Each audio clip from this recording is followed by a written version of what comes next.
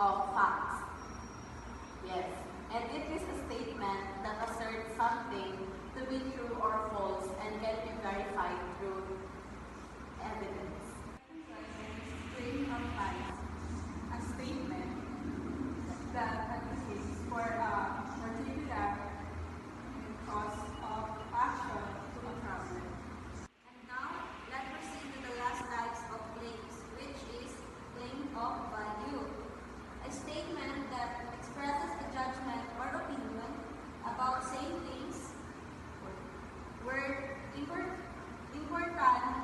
morality, or aesthetics. So earlier, my co-members discussed about the definition of claim of facts, claim of fallacy, and the claim of values. So I will discuss to you about the meaning of this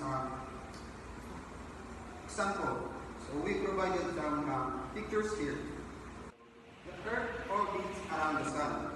It is a claim of fact because it is proven true or false through scientific evidences. So this statement is based on the observation and research in astronomy showing that the Sun moves around the Sun once every year. So next we have the claim of fallacy. So the school should implement a stricter attendance policy. So it is a claim of policy because it suggests an action that should be taken. So it proposes a change or rule to improve student attendance and discipline. So this type of claim not only states an opinion but also calls for action or a solution to a problem. And next, the last is the claim of value. So reading books is essential for personal growth.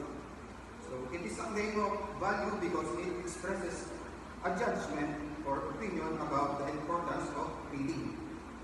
So it shows that reading is considered valuable as it helps improve knowledge, critical thinking, and self-understanding. So this type of claim is based on beliefs and values rather than facts. So to conclude our presentation, our subject matter is all about the types of claims, which are the claim of facts, claim of policy, and claim of value. And also for you to have an idea of what instructional material we use, it is called multi-foldable facts. And that's the end of our presentation.